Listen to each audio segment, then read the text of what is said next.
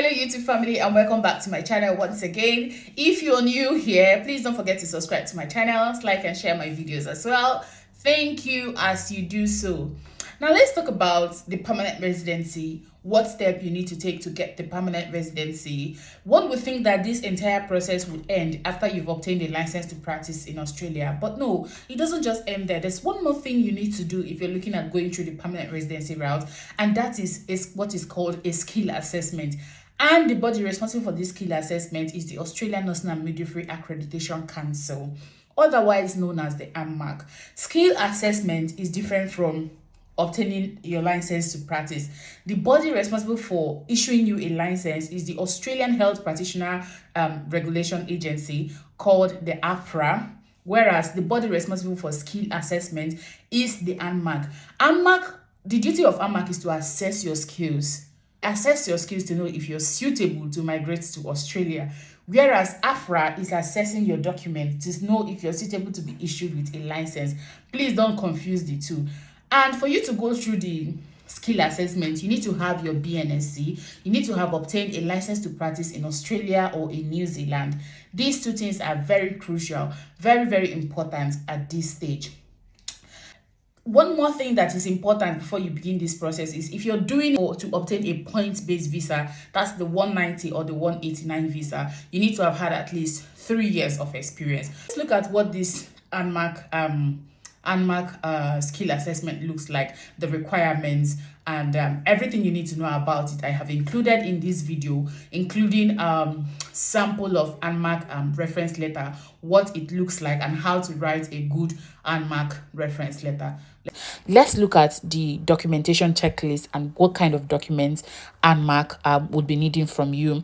So first things first, to prove your identity, you need a copy of your international passport, a passport photograph within 6 months, and then change of name documents for those who are married or those who's had a name change in the past. You need a change of name document, very, very important. And then for your qualifications, you need your BNSC at this stage. So whatever nursing qualifications or license that you have, you need to upload them, and then your transcript of training. So reach out to your educational institutions, that's whatever university, college, or school of nursing that you've attended. Reach out to them and request for a student copy of your transcript, because all of these documents you'll be uploading them by yourself. There's a page for you to upload them, which I'll be showing to you.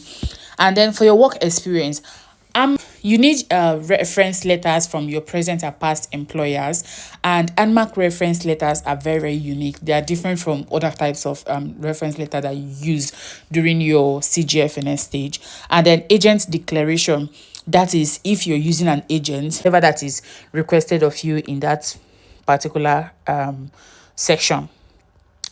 And then you also need a verification with Nursing and Midwifery Council of Nigeria and any other nursing body that you're registered with and that you want them to recognize.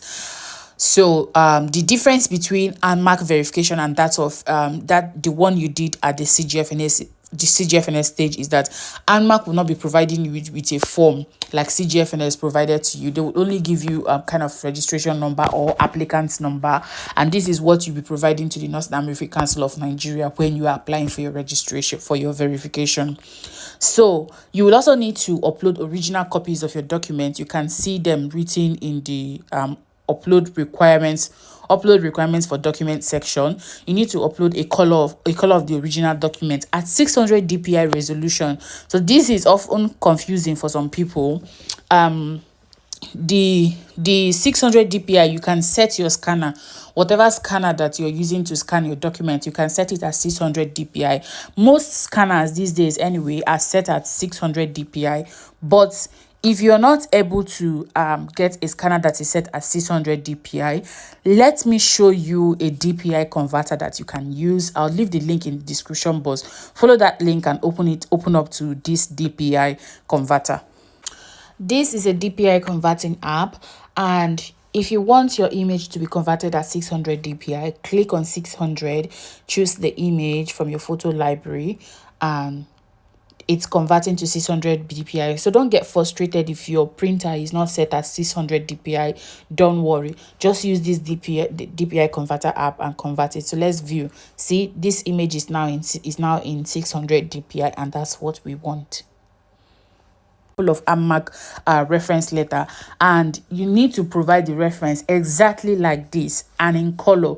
The reference will be on the letter-headed paper. It shouldn't come from the HR. It will come from your matron or your direct line manager, whoever you're directly working under, your direct supervisor at work. That's the person that is going to write this letter. I will show you a sample of professionally written Anmac reference letter. Sample of professionally written Anmac letter.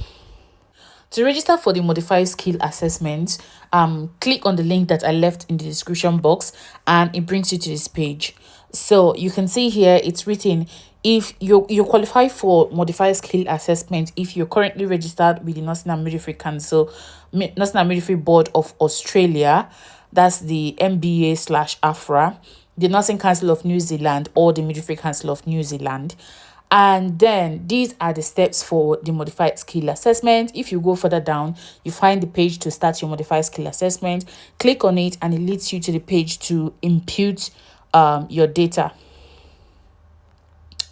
So guys, after imputing your data, it brings you to all these pages, and you have to confirm, put your first name, your given name, your gender, your country of birth, your date of birth, your contact details.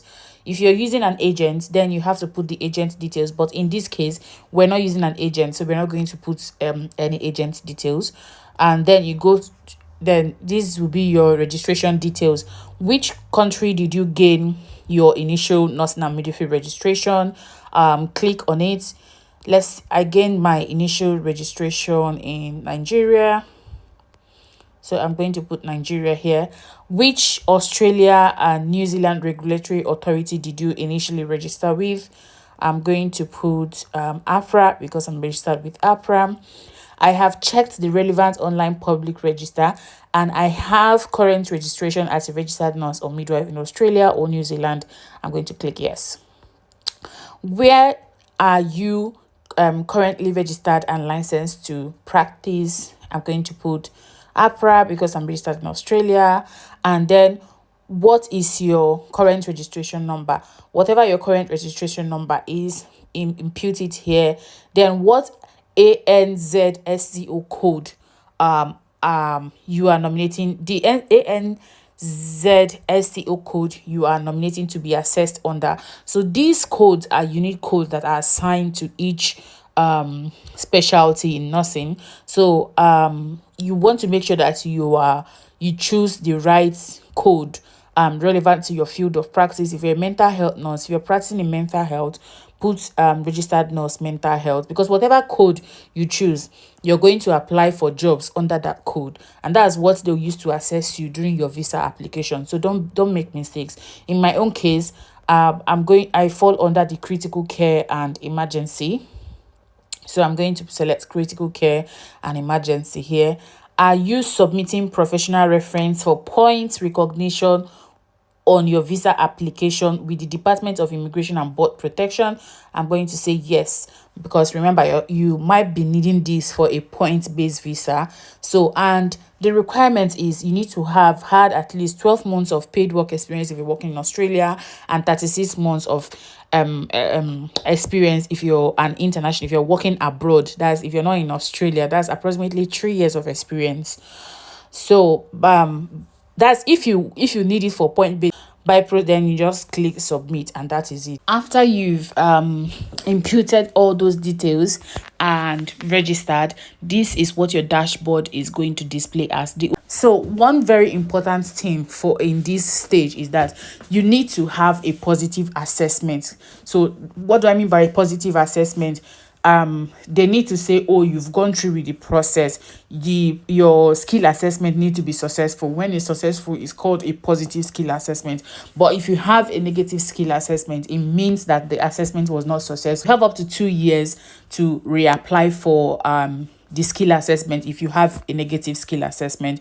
So to add your work experience, click here, add your work experience as applies to you. The thing about this page is that it's very, very unique. After you've added your experiences and click add, it will not display on this dashboard, but rest assured that they are seeing what you're doing.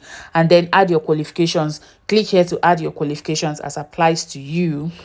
And to upload your documents, click here. Remember I said that you'll be uploading your documents by yourself. You don't need anybody to send the documents via courier. So upload your documents here as applies to you. Whichever one that you want to upload, just click and upload them in the relevant column, and that is it. Welcome back, guys. So don't forget that I mentioned that this Anmac process takes 12 weeks, but if you're able to provide them with the required documentation on time, then you're looking at roughly 3 to 4 weeks and you're done with this process. Also, I forgot to mention while I was showing you guys the requirements that you need to upload your OSCE certificate. That is your OSCE results. The email that NMC sent to you that, oh, congratulations, you've passed your OSCE, or wherever you're practicing, whatever bridging program that you've done, you need to upload evidence of this bridging program. Also, this skill assessment is for people who are going through the permanent residency route or people who are applying for point-based visa. If you're being offered the 482 visa, then you might not need a skill assessment. You will only need a skill assessment if you're looking for applying for the permanent residency visas, you're looking at settling down permanently in Australia. That is when you need to go through this process.